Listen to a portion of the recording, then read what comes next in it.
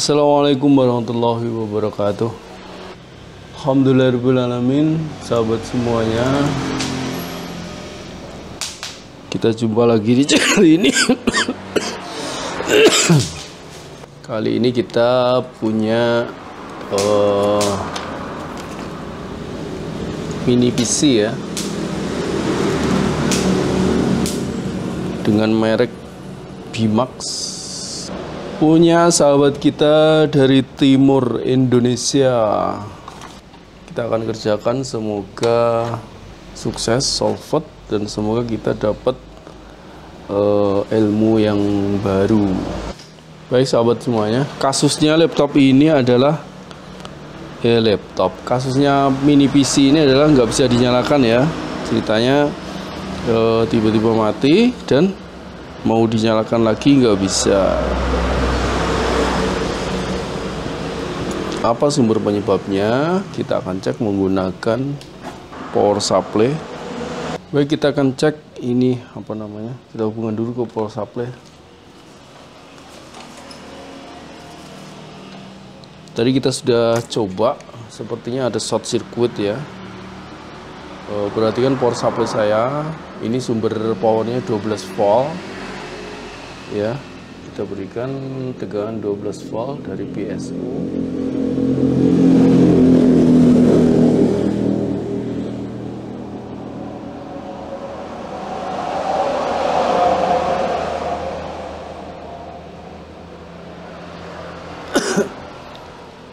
Oke, kita masukkan. Nah, short circuit. Tandanya apa? Tandanya di power supply ampere langsung naik dan tegangannya drop. Itu menunjukkan ada short circuit di dalam di bagian mainboard dari perangkat ini. Tentu kita akan bongkar, kita cek.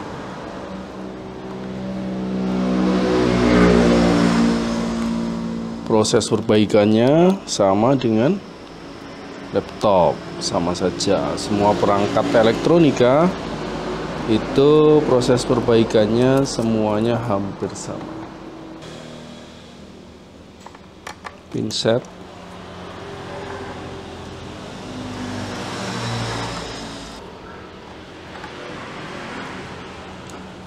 oh iya, model dari mini PC ini adalah B2 plus. Power inputnya 12 volt, ampernya 2 ampere.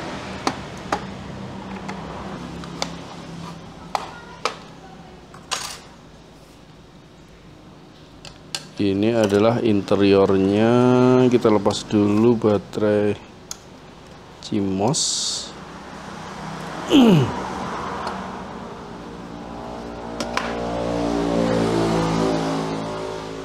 Kita mesti bener-bener ngelepas semua mainboard ya. Ternyata nyepotnya mudah sekali.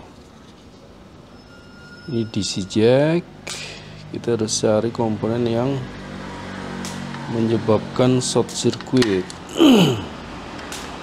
Jadi sebagaimana biasanya sahabat semuanya, untuk proses analisa perbaikan perangkat elektronika yang short circuit seperti yang kita tangani ini, stepnya adalah ketika kita cek menggunakan power supply dan menunjukkan adanya short circuit, kita harus lepas mainboardnya. Kita cek secara visual seluruh bagian dari mainboard ini. Siapa tahu ada komponen yang secara fisik bisa terlihat seperti gosong apa terbakar gitu.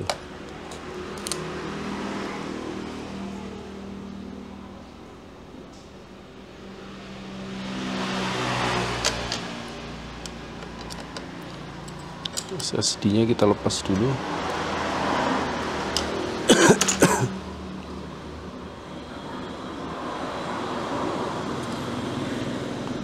Kemudian setelah visual check, jika secara fisik tidak ada yang kelihatan rusak, kita bisa cek kondisi dari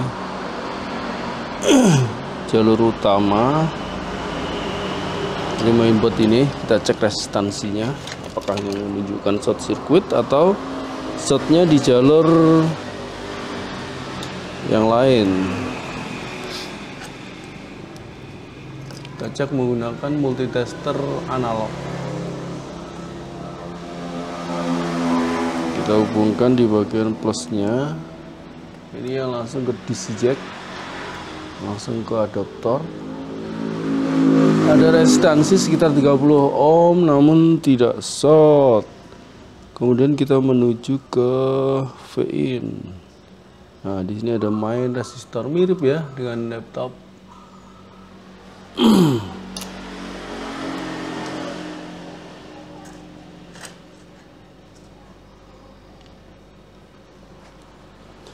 Jadi kita bisa lihat di sini. Ini ke DC jack, ada resistor, resistansi sekitar 30 ohm. Ini setelah lewat main resistor, resistor utama sebagai sensor arus, tentu sama sekitar 30 ohm. Tentu setelah ini masuk ke MOSFET. Mana MOSFET-nya? Nah, ini kita bisa langsung cek di bagian ini. Ini tadi yang ke DC jack ya. Ini output dari MOSFET. Nah, ini baru kelihatan. Ini shortnya ya. AVO-nya agak ora sip. Ini di output main MOSFET. Muncul resistansi agak rendah, cuma nggak sampai short ya.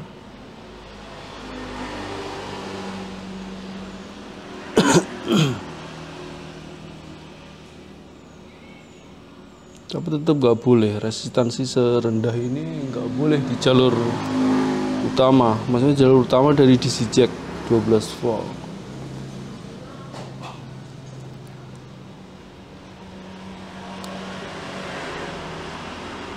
Baik, kita cek langsung menuju ke suplai tegangan yang ke chipset.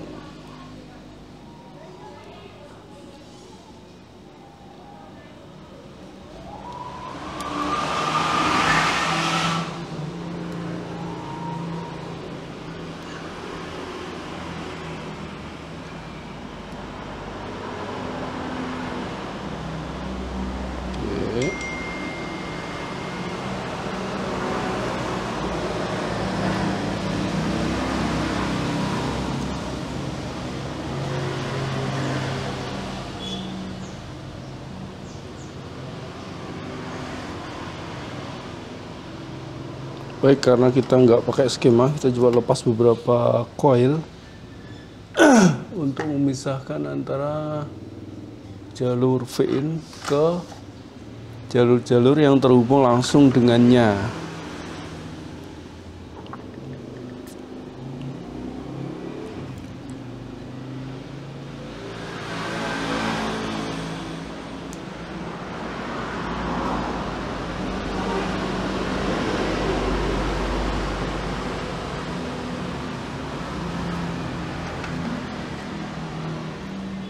Kita mulai dari sini, ini yang ke mana ini?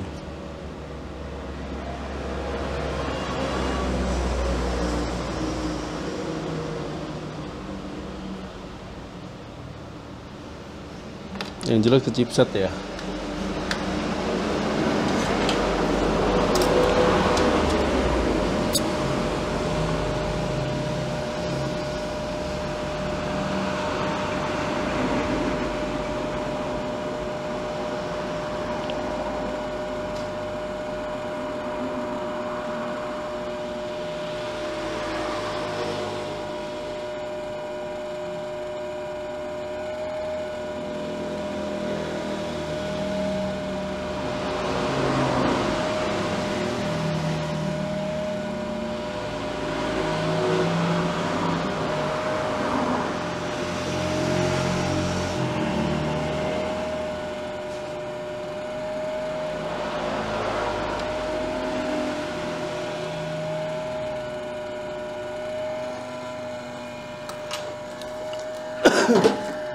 Kita lepas satu-satu sambil kita cek kondisi dari V-in.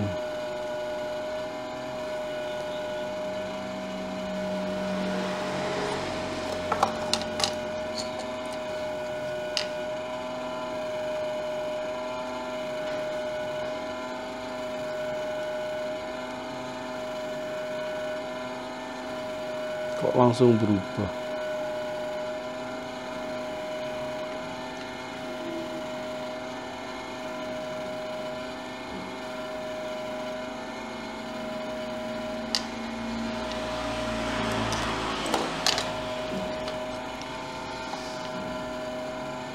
Oh,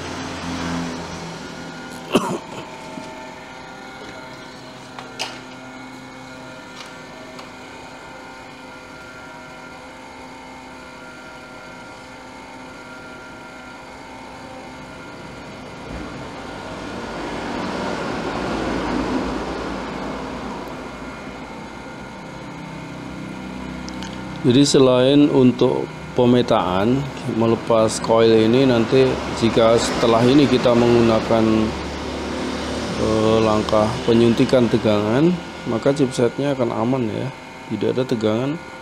Jika mungkin ada jalur yang jebol gitu, tegangan dari yang kita suntikkan tidak bisa langsung masuk ke chipset. Jadi chipsetnya akan cenderung lebih aman.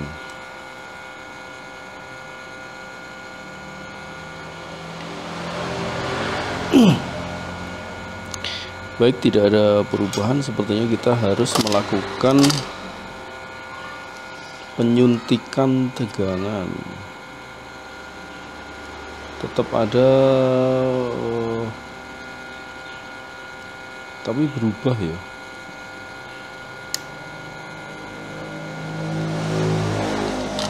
Baik, kita tunggu dingin dulu.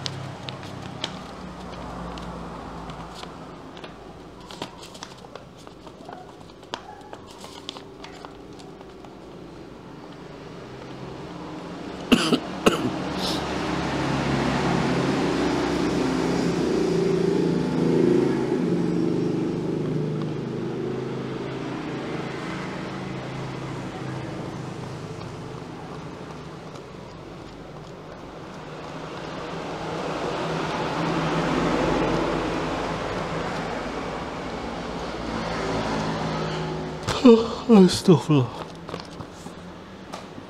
Baik, kita coba masukkan lagi chargernya. Oh, masih short. Berarti kita harus suntikkan tegangan dulu, kecil saja. Kita menggunakan, kita mulai dari 2,5 volt cukup ya.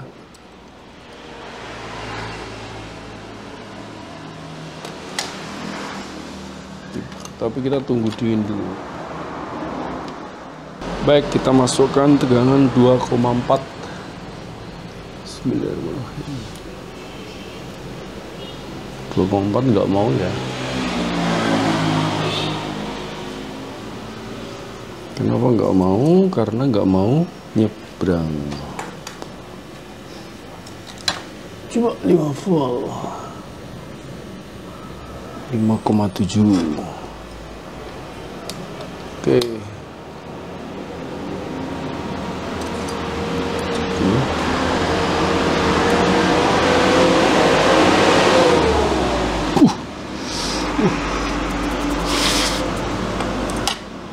Panas. Baik, kita pisahkan dulu MOSFET. Kita lepas dulu MOSFET utamanya. Ini yang menghubungkan antara jalur yang terhubung langsung dengan DC jack ke jalur yang didistribusikan ke beberapa bagian utama di motherboard ini, atau di laptop kita sering kenal dengan V-in ya, atau V-baud.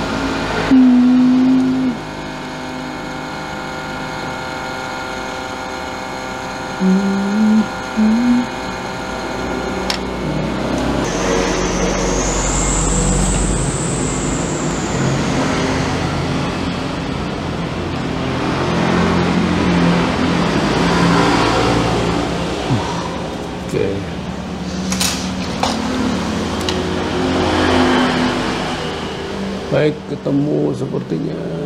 Kita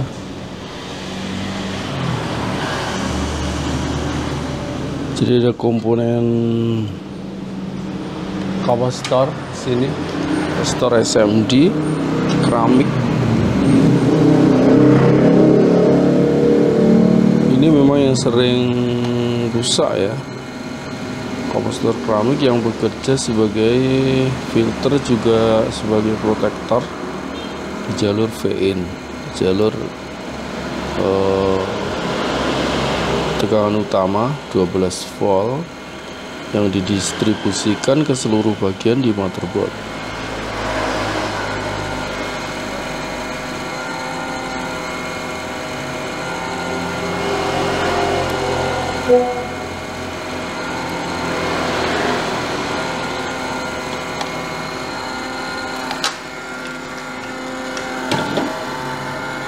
Lepas, sekarang kita cek lagi resistansinya. Oh, sekarang sudah nggak ada.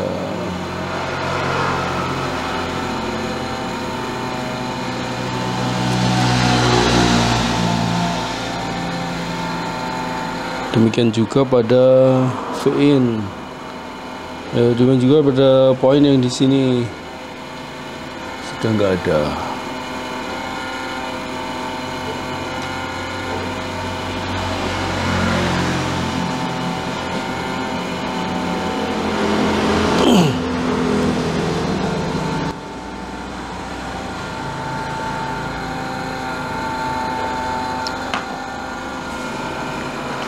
Kalau sudah begini, ketika kita masuki tegangan pun aman ya,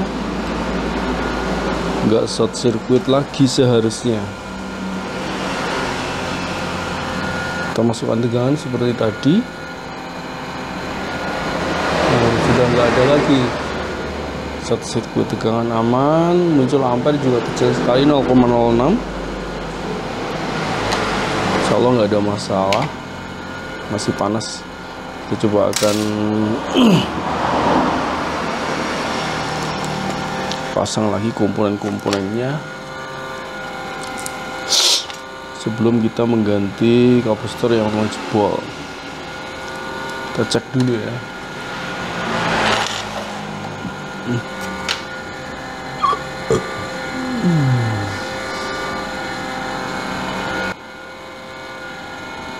Ya, kita bisa lihat pada AVO analog, di AVO analog saya di sana menunjukkan jarum bergerak ya ke arah sekitar 15 ohm dan diem. Nah, ini menunjukkan memang kapasitor ini rusak, meskipun nggak short, rusaknya bocor.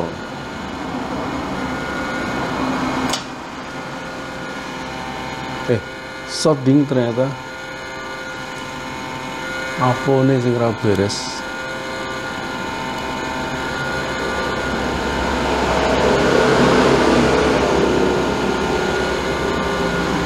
Ya, short circuit. Jadi kapasitor memang short circuit. Kita pasang lagi komponen-komponen yang tadi kita lepas.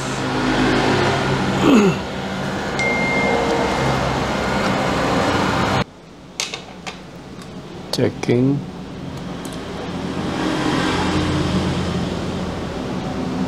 Baik, kita berikan 12 volt. 11,5. Oke, aman ya. Coba nyalakan, turn on. Baik.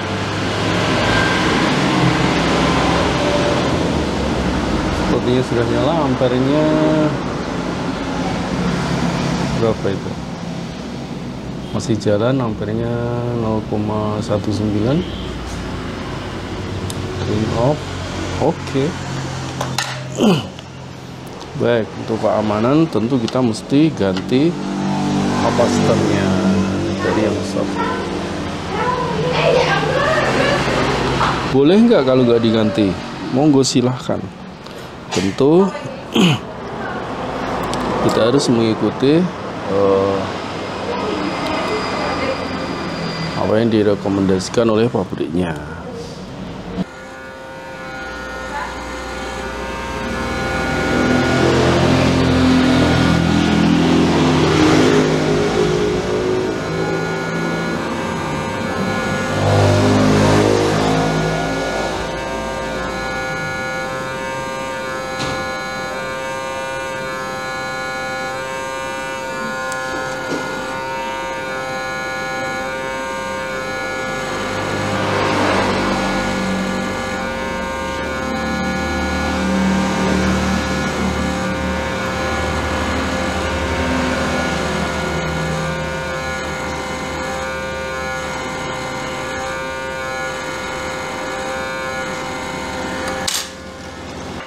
Kita akan pasang pendinginnya,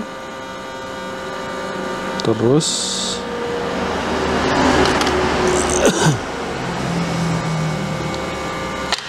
ngocot.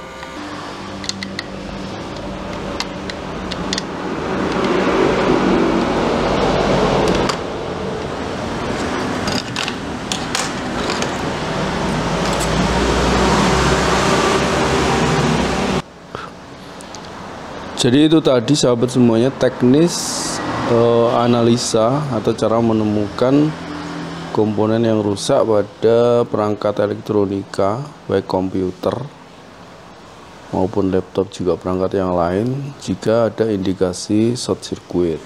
Sebagaimana pada video-video kita yang lain, banyak sekali kasus-kasus demikian yang disebabkan oleh adanya kerusakan pada sebuah komponen kapasitor yang memang ada banyak sekali kapasitornya di perangkat ini.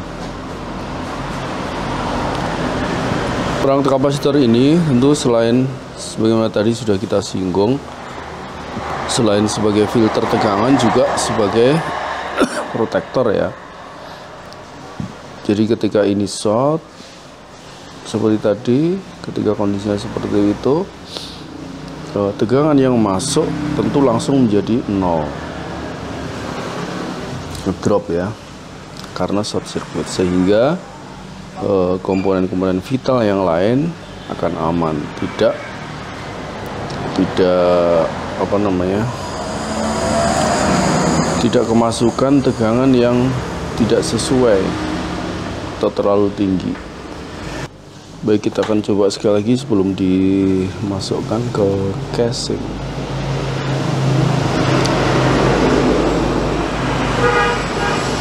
Nyalakan.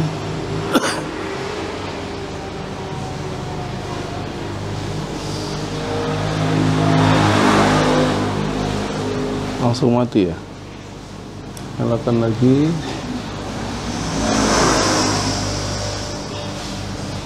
Muncul ampere 0,26.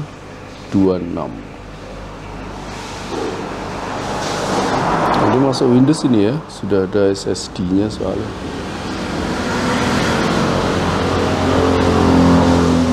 Coba kita biarkan dulu sekalian ngetes kapasitor yang tadi kita ganti.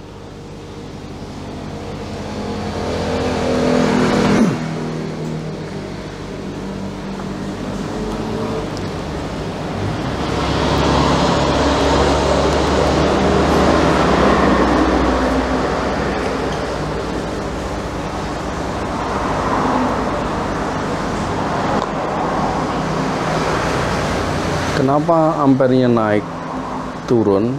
Nah, ini kan proses booting ya. Proses booting itu tentu ada beberapa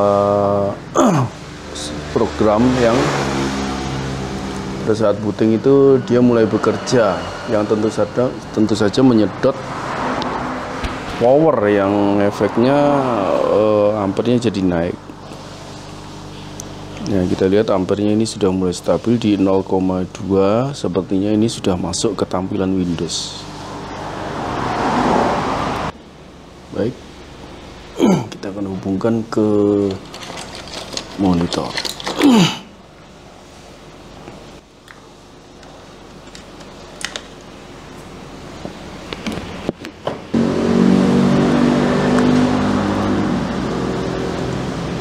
Coba nyalakan lagi.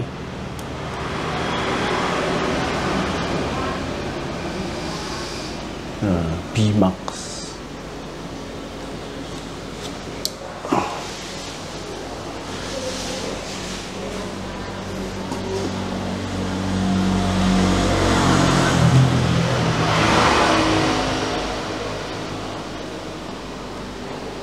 Ya, ini proses booting, ampernya 0,3.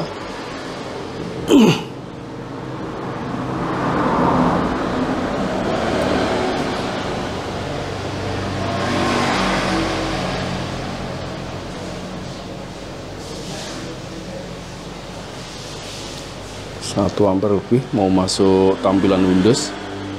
Nah, begitu masuk tampilan Windows,